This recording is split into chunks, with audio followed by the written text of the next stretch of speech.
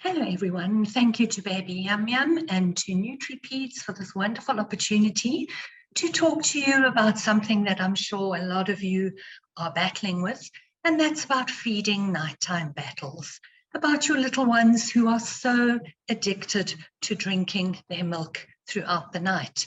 As this is a Picky Eaters workshop, this is one of the hugest reasons why we see in our little ones who are poor eaters during the day, as one of very many reasons, is that they are getting all their calories and all their nutrition during the night hours. And it's a very much a habit. It's a learned hunger. And obviously, if they're getting all their calories in the night, it means that there's no real hunger for during the day. So let's just talk about all the different bedtime battles that can happen. You know, toddlers, we know them. We give them a little bit of an inch and they'll eat us alive. They love delaying tactics, anything to put off going to bed. And a lot of them cannot go to sleep unless they are drinking a bottle or breastfeeding. And therefore, when they wake up during the night with their different sleep cycles, toddlers sleep in sleep cycles of about 1.5 hours to 2 hours. And that's why I often hear moms saying to me, but my baby wakes up or my toddler wakes up every hour on the hour, as sure as eggs. And that is because he's waking up, which is a completely normal sleep phenomena. But what's happening is that he's unable to put himself back to sleep unless he is feeding. It's that learned comfort. So from the get-go, we need to really explain to our toddlers, let's separate calories and comfort. We need to bring joy into feeding, sure, and that's what this whole workshop's all about. But we really need to look at separating calories from comfort, particularly during the night hours. So your toddler, you need to chat to your toddler about what's going to happen. He may have his last bedtime milk, whether that's a breastfeed or whether it's a bottle feed. And while you are engaging with him and having this wonderful bedtime happening and the comfort and the bonding and chatting about your day, you must tell him, not ask him. This is your last milk. You can use something and they really get it. The milkman has gone home. Can you see? It's dark outside. We all home. The milkman has had to go home.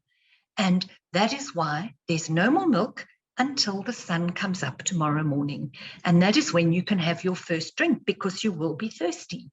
The same thing with breastfeeding. Mommy's going to sleep now and mommy's boobies are going to bed. They need to rest and there's no more milk for you until the birds start singing. So you need to really engage with your little one, discuss it with him, bring in all these things that he's going to understand. So we know that our toddlers, if they're nutritionally sound, if they are not diseased or ill children that are needing supplementations, and if they are dehydrated, that's a completely different thing. We're talking about a healthy, well-nourished child who may potentially be a picky eater and who's waking up frequently to drink numerous bottles of milk or to breastfeed at numerous times. So remember, you're going to discuss it with your little one and you're going to offer him and show him that here's some water for you. I'm putting it here next to your bed or in your cot. That's in case you're thirsty in the night, because thirst is a real thing, particularly if your child is on antihistamines. If you have an allergic child, they can get very dry-mouthed. So a lot of times they mistake thirst for hunger, or we as the caregivers mistake thirst for hunger. So thirst is a real thing. So the offer of water should be there. Another possible reason, apart from the learned behavior for frequent toddler night waking, is perhaps worm infestation. Now, I know that everybody, we always think, oh my word, worms, this is terrible. My child hasn't got worms. We're clean and whatever. But a lot of worms live around, especially the pinworm. That lives in soil. It's carried by animals. So even if you don't have animals, you don't know if there is a stray cat that's coming through your garden And then your little one's obviously going to be playing in that garden. The pinworm is active at night. You're not going to see that pinworm at all. It's microscopic. But the pinworm comes out and it's active around the anal area during the night. And that could cause your child to have a bit of discomfort. So that could be a possible reason why he wakes, and then now he's awake, he wants more milk to go back to sleep. So you need to discuss with your pharmacist, as long as your child is older than the age of 1, for some deworming medication, which should be done. The entire household should do a deworming, and that should be done every 6 months. Another reason why your toddler might be waking frequently at night and then looking for extra milk to go back to sleep is that he may be having growing pains. So growing pains are a very big phenomena in the toddler years. And just think about, has your toddler suddenly shot up? Have you noticed that he or she is becoming very tall? So a good magnesium supplement, those little growing pains, they soar. A lot of you know what that feels like: restless leg syndrome, muscle cramps. It's exactly like that. And we usually have a very restless sleeper, tossing and turning. So it's really, if that is happening to you, really speak to your pharmacist or your doctor, your healthcare person, to prescribe the correct magnesium supplement for your little one to give at bedtime. And that will also hopefully negate a need of a cause of possible night waking. So those are the sort of medical issues. Obviously, if we have an ill or dehydrated child, they will require night feeding. A restless child at night, it could be caused by worms, by parasites, and by growing pains. Another reason why your child could be waking at night, requiring a whole lot of extra bottles to go back to sleep, is that, and it's a sort of continuum, is that they could be waking because their nappy is very full and very wet, because they've been drinking frequent milk feeds throughout the night, and they're getting cold and they're wet, so they're waking up with that. So we stop the night feeds, we get rid of those dreadful, soggy, boggy, very cold nappies, and that also helps with night waking. So how do we manage it? So we're not taking away a bedtime feed from your child. A bedtime feed is still an important feed, and it's a lovely, as I said, a lovely bonding time. And then when it's now time to go to bed, so into bed, and he goes to sleep. You've pre-warned him that when he wakes, the milkman is not there and mommy's boobs are not available. So he knows that already. But obviously what's going to happen is that he's obviously still going to wake up expecting all those night feeds.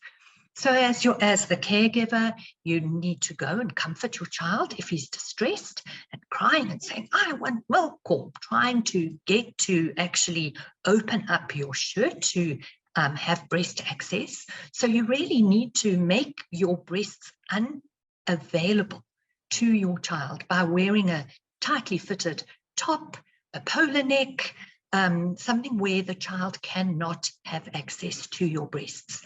And in terms of if your child is looking for extra bottles, you would go and comfort the child, pick him up, check he's okay, that he's not sick, he's not running a fever, and he's not cold and sopping wet. And you would say, I know. So you acknowledge what your child wants. I know that you would like a bottle now. Empathize with your child and say, I know you would like a bottle and I'd like to give you one, but the milkman has gone home. He's not around. And look, mommy's boobs are gone. You can't have access to them now. So your toddler needs to know that you know how he's feeling and that you understand. So I know you want a bottle. I'd like to give you a bottle, but I can't because there isn't one. The milkman has gone home, but let's have a cuddle, and if you're thirsty, there's your water. Okay, so there's going to be the behavior that comes from that. He's going to shout and scream and have a tantrum and beat his fists against your chest, and you just stay with your baby, your toddler. You just hold him. You don't have to offer any further explanations. Just tell him that he's safe, tell him that you love him, and tell him that he will get milk when the sun comes up in the morning, and that there is water there should he be thirsty. So you need to invest some time into this.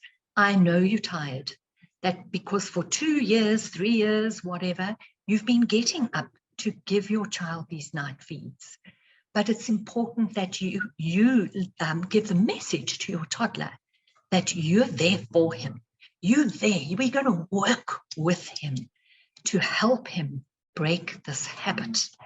Then you can also discuss with him about a pleasurable thing that you can do the next day. You can distract him and say, oh, you know what?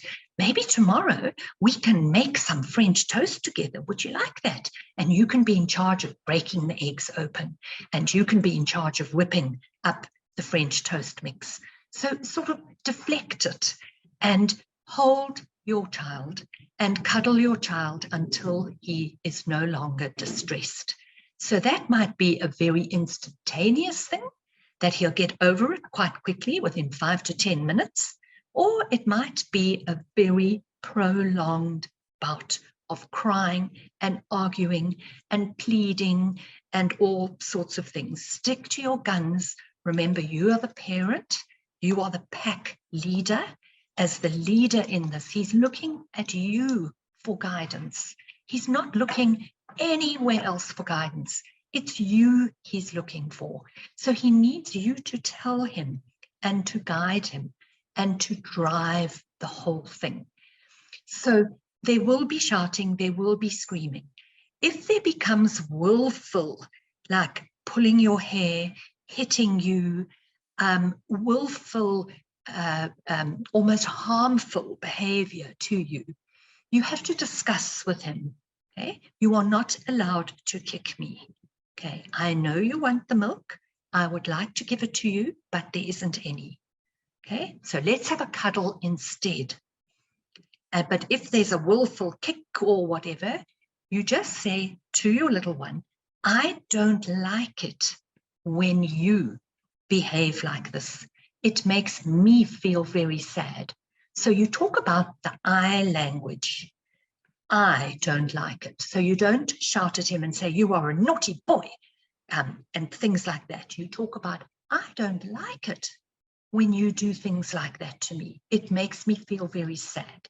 So let's have a hug, let's have a kiss, let's make up, and let's go back to sleep now. Here's your water, here's your special blankie, whatever it is that your little one likes.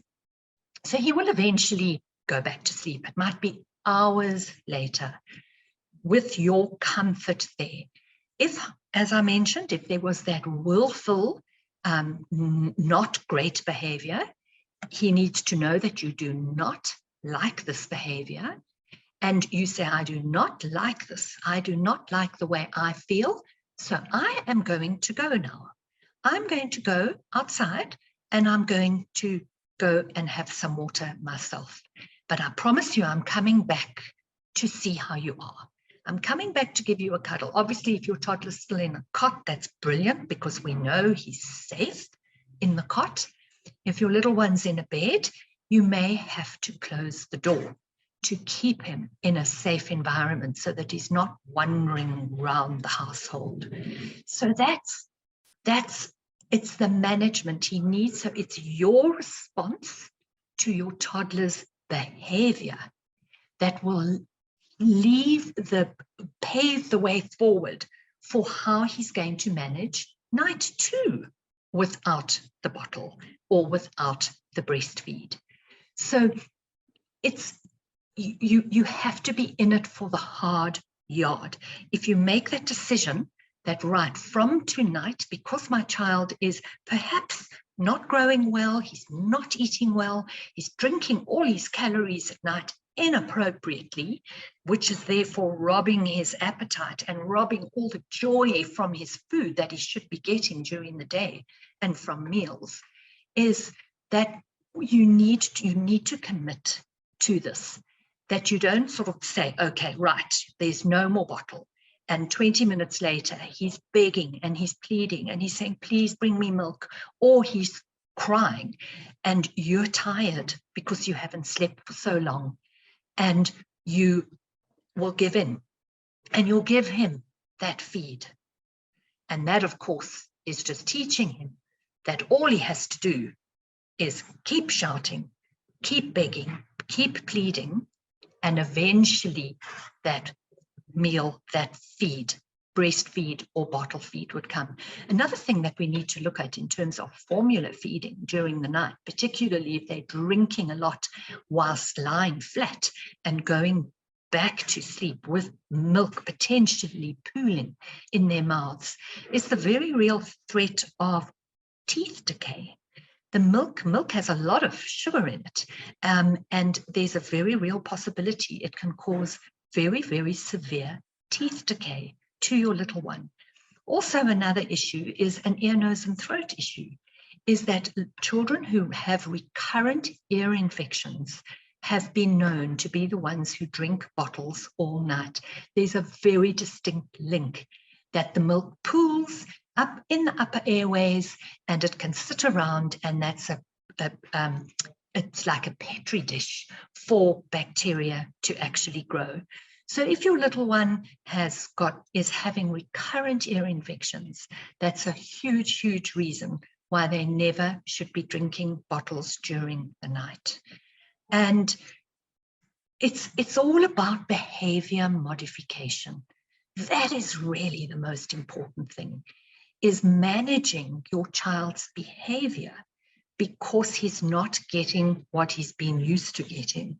And that's the huge thing, is that we don't want to see our children distressed, and we don't want to see our children cry and beg and plead and claw at our jerseys to get access to the breast. But you need to have a very firm standpoint, because if we're robbing those calories from, as I said, the joy of his feeding during the day, which is appropriate calories, that just drinking milk alone is not appropriate calories or nutrition or supplementation for a toddler at all. So, and that is a reason why they're picky eaters. Very often excessive milk drinking as well, particularly formula, can also cause constipation. And I know there is a talk somewhere on this forum that we're going to be talking about constipation. But that could also be a possible reason why your little one is restless at night and waking up, is that he actually has a sore tummy because he's constipated. So it's all about boundaries, making a decision. This is what we are going to do. Support of your partner and all the caregivers, that nobody's going to sort of mess things up. So tell your child what's happening, explain to him why, tell him that you understand how he's feeling, give him a very tangible reason why there will be no more milk feeds at night, so that he understands. And of course, it's just reinforcement. Always tell him that you love him, always tell him that he's safe, and always tell him that he'll never be thirsty, that he is allowed to have water. And then obviously you then can let them have their early morning feed, provided there's not too many early morning feeds, that there's a 4 a.m. feed and a 5 a.m. feed and a 6 a.m. feed, because that's definitely going to rob appetite from breakfast. So it's to acknowledge your child's feelings, to empathize with him. I know it's tough, hey, yeah, but you can have some water because the milkman has gone. He's not coming home again. Okay. Deworming, a magnesium supplement to rule out growing pains if your little one is extremely restless. And the reward the next day. Well done for not doing that. Let's go and make French toast together, or let's go and throw a ball for the doggy. You reward with pleasurable things and keep reminding him throughout the day. That's fantastic. Well done. And when you're preparing that last feed and you're getting ready for bed at night, remember to remind him about what's going to happen. Do you remember what happened last night? Okay, the milkman didn't come and you were okay. You were fine. So this is the last milk he's left for you, and he will return in the morning to see you again. So it's that constant repetition. Pre-warn, that is such an important toddler thing, that they need to know what's going on. And that empathizing is powerful, that your little one knows that you know how he's feeling. So good luck, moms and dads. I hope it's really not going to be as bad as you think it is. I can absolutely reassure you that. You think you are going to have days and days and days and days of fighting with him, or nights and nights and nights of fighting with him, but you won't. It usually is 1 or 2 nights worth of investing that time and effort, changing the way you respond to your little one, but still keeping in the love, the boundaries, and the empathy. So thank you for listening to me, and please feel very welcome to ask any questions whatsoever. We'll be on the chat. I know this is a huge issue, and look forward to some wonderful happy sleep and some wonderful, joyful, fun eating times during the day. Bye-bye.